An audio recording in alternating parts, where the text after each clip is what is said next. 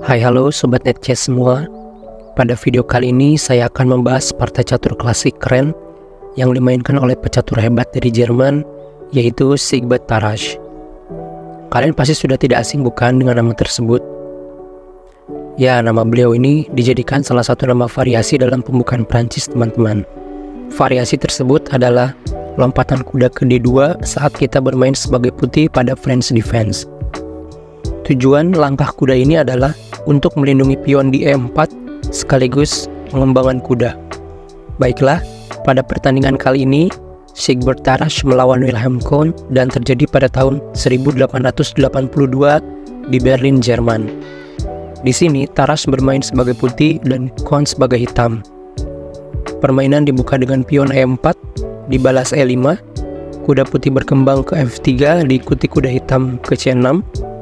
Lalu Tarrasch mendorong pion maju ke D4, menawarkan pertukaran.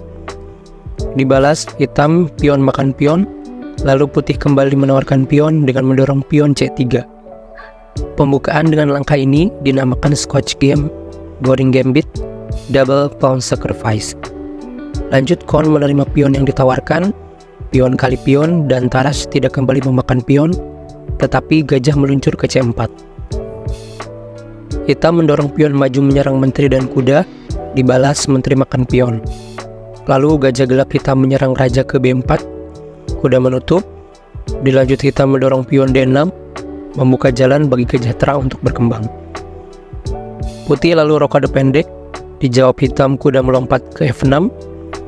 Kedatangan kuda ditantang pertukaran oleh putih dengan kuda melompat ke D5, tapi hitam lebih memilih pion maju ke H5, mencegah para perwira putih menduduki petak G5. Dilanjut kuda makan gajah di B4, dibalas hitam kuda makan kuda menyerang menteri. Lalu menteri digeser ke B3, berbalik menyerang kuda, serta membackup gajah menyerang pion di F7. Kuda hitam lalu kembali ke C6, lanjut putih gajah kali pion di F7, skak, raja bergeser ke F8. Dan kini hilang sudah kesempatan raja hitam untuk rokade.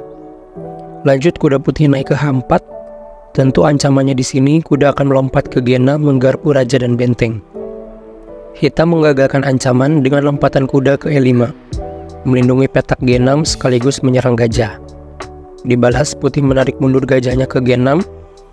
Di sini kalaupun kuda makan gajah, maka kuda tetap bisa forking raja dan benteng.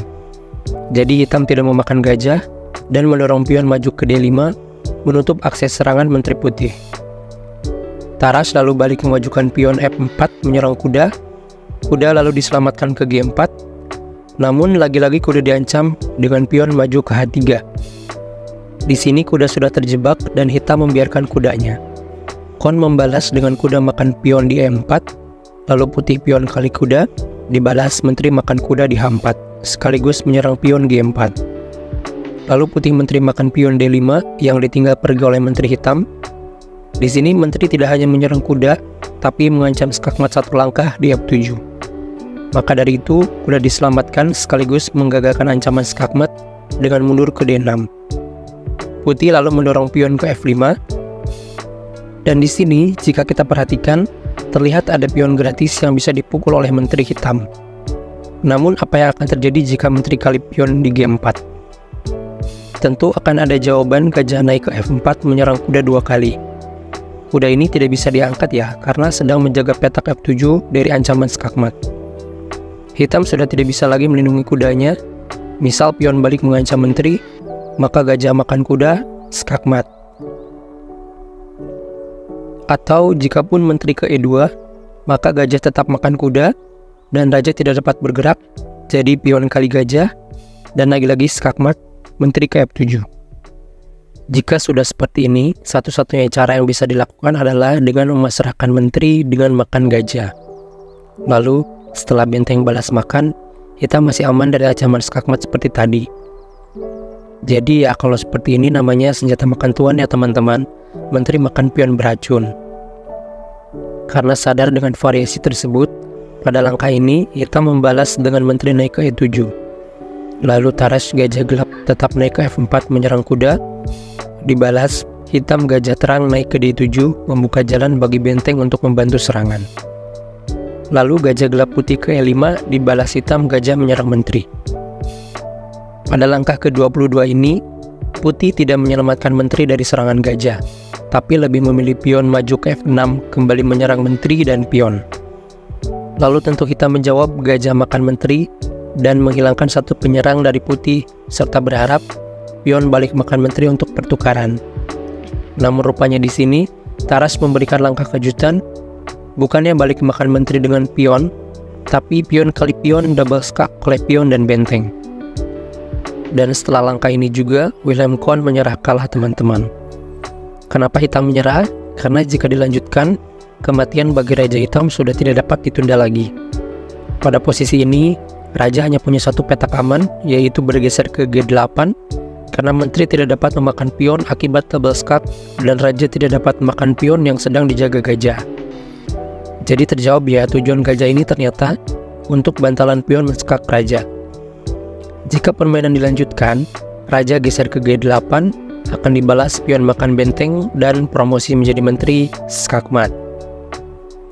Sebetulnya kesalahan hitam tadi adalah terburu-buru menerima pengorbanan menteri yang ditawarkan. Lalu apa langkah terbaik yang bisa dilakukan hitam? Pada langkah ini, setelah putih mendorong maju pionnya, hitam seharusnya makan pion dengan pion, karena pion tersebutlah yang menjadi sumber ancaman jika menteri dimakan. Setelah itu, menteri putih pasti akan ditarik mundur dari ancaman gajah, lalu permainan masih berimbang dan masih dapat dilanjutkan. Pelajaran dari partai kali ini adalah jangan terburu-buru menerima pengorbanan yang ditawarkan, apalagi perwira berharga sekelas menteri.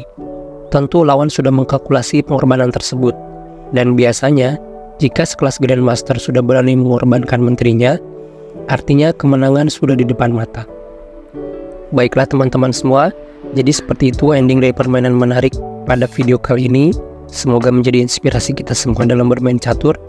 Sampai jumpa di ulasan partai menarik lainnya. Jangan lupa subscribe channel NetChess ini ya teman-teman.